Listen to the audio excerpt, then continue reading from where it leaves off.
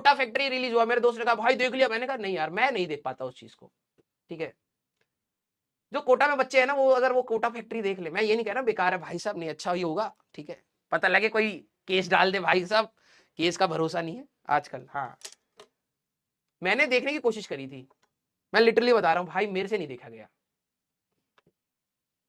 क्योंकि जब मैं कोटा में था ना, मेरे को मतलब बोलना नहीं चाहिए, लेकिन पढ़ाई वाला पार्ट छोड़ देना, मतलब क्लासेस टीचर्स एंड ऑल, वो सारा पार्ट अच्छा था, हमेशा अच्छा लगता था क्लास में पढ़ने में।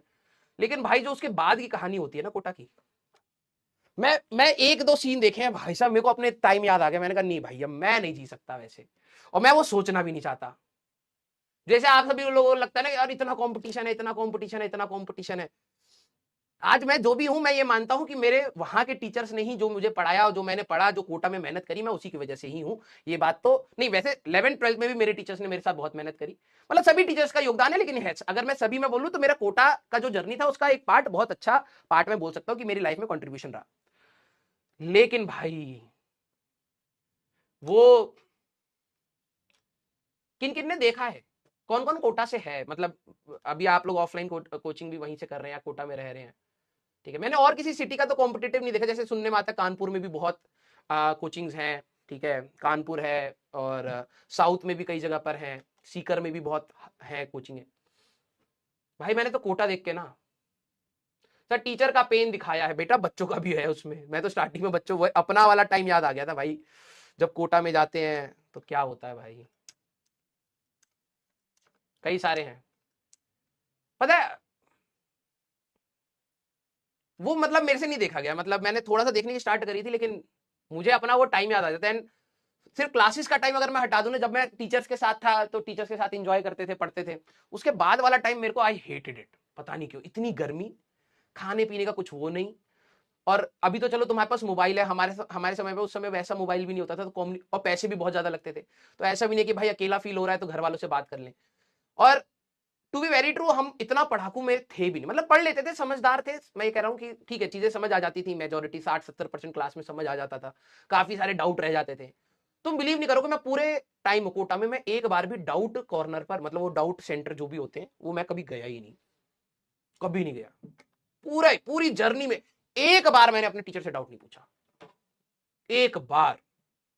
सोचो, ऐसी थोड़ा ना बड़े बड़े चैप्टर छोड़ के आया था मैं, ठीक है, एक बार टीचर से डाउट। मैं ये नहीं कह रहा ये बहुत अच्छी बात है, इतनी भीड़ देख के, जैसे आपको कभी कभार डर लगता है ना, हम भी डरते थे भाई, मेरे को ऐसा लगता है भाई क्या चल रहा है यार, क्या चल रहा है, कितनी भीड़ है यार, और ऑल टाइम पढ़ाई पढ़ाई पढ़ाई पढ़ाई पढ़ाई, टाइम वेस्ट हो जाएगा, दोस्तों के साथ बैठ गए तो टाइम वेस्ट, गिल्ट मोड में गिल्ट मोड में गिल्ट मोड। अरे भाई मुझे ऐसा लगता है कि यार वो वाला पार्ट सभी को मिलके ना, सारे टीचर्स को मिलके करना चाहिए भाई, ठीक है तूने 5 मिनट बात कर ली ना, कुछ कोई गिल्ट मत ले तू। हम लोग गिल्ट में आ जाते थे यार, हम लोग मैस जा रहे हैं, अगर हमें लगा ना कि यार मैस से आते आते 8 बजे के 10 मिनट हो गए या 15 मिनट हो गए, हमें लगता है 15 मिनट वेस्ट हो गए। और ये दो साइड है इसकी, ठीक है, एक साइड है जेन्युइनली वेस्ट हुए होंगे जिनको सही में देना चाहिए पढ़ाई में, भाई हम लोगों को हम स्ट्रेस में वो अगले 15 मिनट खराब कर देते थे भाई, 8 बजे से तो पढ़ने का सोचा था, 8:15 हो गए।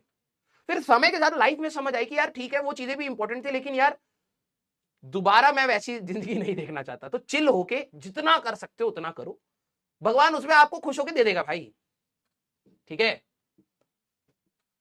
भाई सही बता रहा हूं, अच्छी अच्छी सीरीज होगी, सब चीजें अच्छी है, मैं किसी को गलत नहीं कह रहा, मुझे अपनी जर्नी, ठीक है, बहुत दर्दनाक लगती, मैं वो देखता हूं ना, मुझे घुटन सी फील होती थी भाई, कि एक कमरे में बैठे हुए हैं, पढ़े जा रहे हैं पढ़े जा रहे हैं पढ़े जा रहे हैं, कुछ समझ नहीं आ रहा है, ठीक है, कि आगे क्या होगा, सब्जेक्ट समझ आ रहे हैं, कुछ कुछ चीजें समझ आ रही हैं, सवाल नहीं हो रहे, ठीक है। फिर ऐसा लगता था ठीक है भाई, हम जिस जहां से आए हैं वहां पर तो लेवल नहीं पढ़ाया जाता था, यहाँ पर थोड़ा सा हाई लेवल है तो चीजें नहीं समझ आएंगी, एक्सेप्टेंस क्रिएट करे जा रहे हैं करे जा रहे हैं।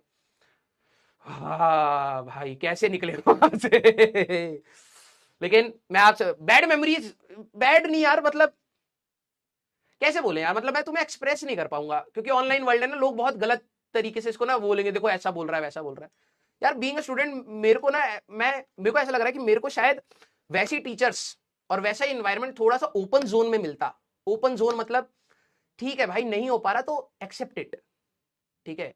वहां पर पता नहीं मैं अपने फेलियर्स को भी एक्सेप्ट नहीं कर पा रहा था, ठीक है। अगर मुझे ऐसा लग रहा था ना कि यार ये चीज मेरे से नहीं हो पा रही है, तो मैं अपने आप को कोसने लग जा रहा था, ठीक है, क्योंकि मैं देख रहा था दूसरों से हो रही है, अब पता नहीं वो दिखावे में हो रही है, कोई भी आके हॉस्टल में आके बोल देता भाई ये किताब लगाई है, ये करा है, वो करा है, भाई नहीं हुए हमसे, ठीक है।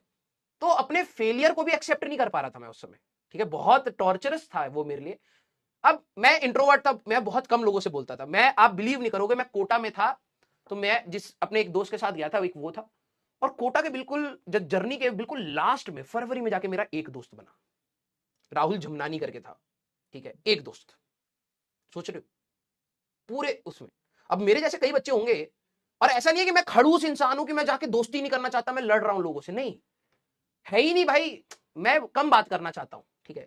तो किसी के साथ वो स्ट्रगल ही नहीं शेयर कर पा रहे हैं, हम दो दोस्त हैं, वो आपस में बोल रहे हैं, उसको और नहीं समझ आ रहा है, मेरे को थोड़ा बहुत समझ आ रहा है, मैं उसको समझा रहा हूं ये वो, तो यस।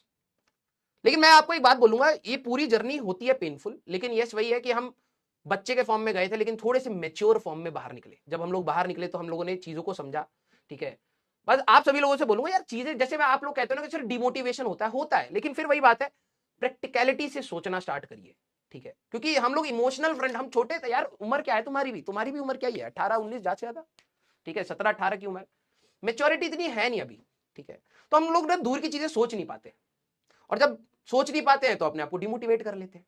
लेकिन मैं समय के साथ ये चीज मैं आप कोशिश करता हूं कि अपने स्टूडेंट को समझा पाऊं कि यार एक तो पहले खुश रहना सीखो, जबरदस्ती खुश रहना सीखो अपने आप को, क्योंकि दुख देने वाले बहुत सारी चीजें, और चीजें अगर आपके कंट्रोल में नहीं भी हुई तो भी बहुत बड़ा नुकसान नहीं होता है। इवेंचुअली अगर आप मेहनत करना सीख जाते हैं, इवेंचुअली आप चीजों को एनालाइज करना सीख जाते हैं, कोशिश करना सीख जाते हैं, तो धीरे धीरे सबकी ग्रोथ जर्नी अलग होती है। मेरे सारे कई दोस्त थे, ठीक है, पता नहीं बोलना चाहिए नहीं बोलना चाहिए, लेकिन चलिए ठीक है, हमारे लाइफ एक्सपीरियंस से आपको भी कुछ कुछ सीखने को मिलता है। सबकी जर्नी की स्पीड अलग थी, ठीक है। जैसे कि मैं कोटा से निकला, मेरा सिलेक्शन हो गया, और मेरे जो रूममेट था उसका सिलेक्शन नहीं हुआ, ठीक है, तो फरीदाबाद के आसपास उसने एक प्राइवेट कॉलेज में ले लिया, एनआईटी में हो सकता था लेकिन घर वाले दूर नहीं भेज रहे थे, उसने प्राइवेट में ले लिया, ठीक है। अब क्या हुआ कि स्टार्टिंग में मेरी जर्नी फास्ट हुई, ठीक है, अब वो डिप्रेशन में था यार, मेरा सिलेक्शन नहीं हुआ, सिलेक्शन नहीं हुआ, बिलीव मी, उसने अपने बहुत टाइम वेस्ट किया। कॉलेज से निकलने के बाद हम लोग 2 साल या 2.5 साल के बाद मिले, and he was far much ahead in career wise, वो मेरे से बहुत आगे जा चुका था, सैलरी वाइज उसकी बहुत अच्छी थी, ठीक है। तो फिर मेरे को डिप्रेशन होने लगा, ठीक है। जेलेसी वाला नहीं यार, अपने दोस्त से क्या जेलेसी खाओगे तुम, वो आगे बढ़ रहा है अच्छी बात है, प्राउड फीलिंग हो रही है, अपने लिए बुरा लगने लगता है, ठीक है। दो टाइप की जलन होती है, एक होती है दूसरे से जलन, एक होती है खुद से जलन कि भाई तू क्या कर रहा है, ठीक है। तो एक ऐसा फेज आया जहां पर मेरे दोस्त मेरे से बहुत आगे थे, फिर एक ऐसा फेज आया जहां पर हम सारे बराबर कमा रहे हैं, फिर एक ऐसा फेज आया जहां पर शायद मैं उनसे थोड़ा बेटर कर रहा हूं, और आज मैं देख रहा हूं वो वापस सारे मेरे बराबर कमा रहे हैं, अलग अलग फील्ड में सारे के सारे बराबर कमा रहे हैं। तो ये लाइफ में आगे पीछे अगर आप एक पैरामीटर सेट कर लेते हो तो क्या, तो आपको हमेशा लगेगा आगे पीछे आगे पीछे आगे पीछे चलता रहता है, ठीक है। लेकिन इस चीज को आपको समझना पड़ेगा, दीज आर पार्ट्स। मेहनत करना मत छोड़ो, समझ रहे हो, मेहनत करना आप बिल्कुल मत छोड़िए, आप कोशिश करिए। कभी कभार आपको लगता है कि यार, जैसे कल मैं पढ़ रहा था कहीं पर, उन्होंने कहा था life is never fair, life कभी फेयर हो ही नहीं सकती, ठीक है, कभी भी फेयर नहीं है। हाँ, एट द एंड कभी कभार आपको एक फीलिंग आएगी कि ओवरऑल अगर मैं एक बड़े पिक्चर में लाइफ को देखूं तो कहीं ना कहीं उसने मेरे लिए कुछ चीजें फेयर कर दी, मैंने मेहनत करी तो कुछ चीजें अच्छी हो गई। लेकिन आप हर चीज में ये कहो कि मेरे साथ लाइफ फेयर नहीं है, हर चीज में ऐसा कभी होगा भी नहीं, रियलिटी है ये। आप मेहनत करोगे हो सकता है ना मिले, आप कहोगे यार मैंने इतनी मेहनत करी है तो लाइफ फेयर नहीं है, तुम कभी कभार कम मेहनत करोगे, तुम्हें बहुत सारी चीजें ऐसे मिल जाएंगी जो आपने एक्सपेक्ट भी नहीं करी होती, आप उस समय नहीं कहते यार कि लाइफ फेयर नहीं है। भगवान ने मेरे को कुछ चीजें बहुत आसानी से दे दी हैं, भले ही आपके स्कूल का एडमिशन हो, भले ही आपके कपड़े हो, भले ही आपका खाना हो, आपका पंखा हो या फ्रिज हो या एसी हो, आप उसको कभी नहीं वो कहेंगे यार ये चीज तो भगवान ने जल्दी दे दी या आसानी से दे दी। जो चीज नहीं मिलती हम उसके लिए दुख करते हैं।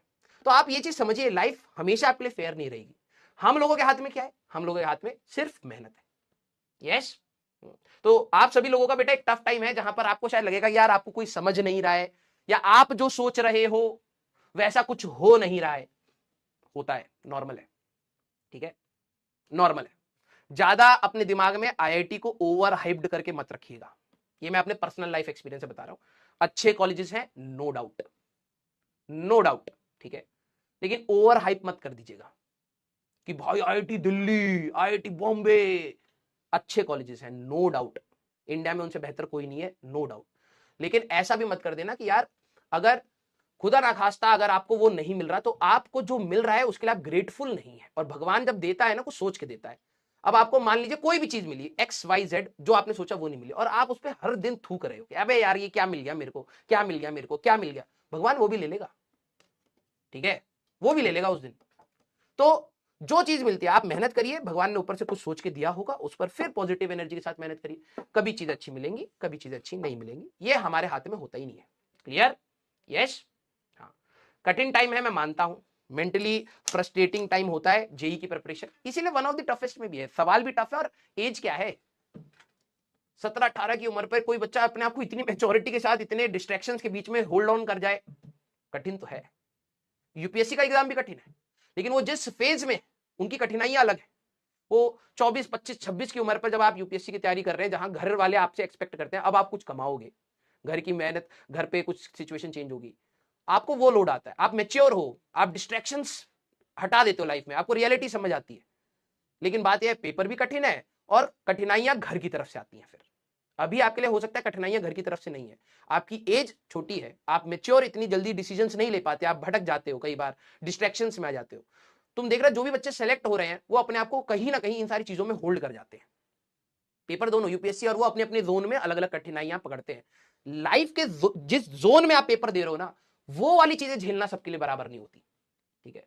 तो आप कोशिश करिएगा कि आपकी जो उम्र की जो इश्यूज हैं, जिसको बच्चे जनरली डिस्ट्रैक्शंस बोलते हैं, ठीक है, उसको आपको डील करना पड़ेगा। ये आपकी उम्र के साथ के है, और उसका एक ही रीजन है, मतलब एक ही तरीका है, प्रायोरिटी सेट कर लीजिए कि आपके लिए क्या चीज ज्यादा इंपॉर्टेंट है। जिस दिन वो क्लियर हो जाएगा, अपने आप चीजें सॉर्ट आउट हो जाएंगी। Yes, clear? हाँ या ना? ओके। तो भाई वो बड़ा खतरनाक टाइम याद आता है कई बार, ठीक है ना। भगवान करे भैया ऐसा हमारे बच्चों को ना मिले, ठीक है। जो भी हो सकता है, मैं ये कह रहा हूं, फिर भाई ग्रेटफुल हूं कि अच्छी चीजें हुई, लेकिन भाई वैसा दर्द बच्चों को ना मिले, थोड़ी सी चीजें आसान हो, या चिल मारा करो बीच बीच में, ठीक है। लोग मेरे को कहेंगे कि पागल है, बच्चे को इतना टफ एग्जामिनेशन में कह रहा है चिल मारो यार, चिल मारो, ठीक है, बीच बीच में हंस लो, मुस्कुरा लो, ठीक है, थोड़ा सा खेल लो, ठीक है ना, 2 ही सवाल तो नहीं होंगे, कोई दिक्कत नहीं है, चिल मारो, ठीक है। कभी कभार अपने आप को भी टाइम दो यार। मेरे को ये रियलाइज होने लग गया, वैसे आप लोगों का टाइम है, ठीक है, मेरे को लाइफ के साथ साथ ये रियलाइज होने लग गया कि हम जी कम रहे हैं, हम समय काट ज्यादा रहे हैं, ठीक है। पैसा कमा रहे हैं लेकिन घूम ही नहीं रहे हैं, पैसा कमा रहे हैं लेकिन खर्च ही नहीं कर रहे, दिन भर यहीं पर ही है। काम करना इंपॉर्टेंट है, लेकिन भाई कल अगर कुछ हो जाए तो मैं इस धरती पर, मैं अगर देखूं, मैंने मुश्किल से 10 सिटीज, 15 सिटीज या 20 सिटीज घूमी होंगी, उसका एरिया भी गिनूंगा ना, तो मैं मुश्किल से 100 एकड़ जमीन भी नहीं चल पाया हूँ, इतनी बड़ी धरती पर से 30 साल हो गए, तो क्या ही किया, है ना। तो दूसरे प्रोस्पेक्ट्स भी होते हैं लाइफ के, वो भी इक्वली आप इंजॉय करिए, अपनी तैयारी करिए, नो डाउट, जब करिए फुल कंसंट्रेशन से करिए, टेक ब्रेक यार, बीच बीच में ब्रेक लीजिए, ठीक है, कोई दिक्कत नहीं, 2 कदम पीछे ही सही दूसरी दुनिया से, लेकिन हम अपनी इनिशियल पोजीशन से 100 कदम आगे ही होंगे, ये हमें चाहिए। यस, हाँ, क्लियर? तो इंजॉय दिस जर्नी बेटा, जर्नी के साथ कठिनाइयां एंजॉय करिए, पढ़ाई करिए, खुल के पढ़ाई करिए, और जब लगे कि भाई अब हो गया भाई हमारा, ब्रेक लीजिए आराम से। ये नहीं कि दूसरा पढ़ लिया होगा भाई, फिर क्या ही फायदा, पढ़ ही ले तू 3 घंटा 4 घंटा एक दिन, अगर लगता है अब हो गया भाई, पानी सर से ऊपर जा रहा है, ब्रेक लेंगे, भाड़ में जाए दुनिया।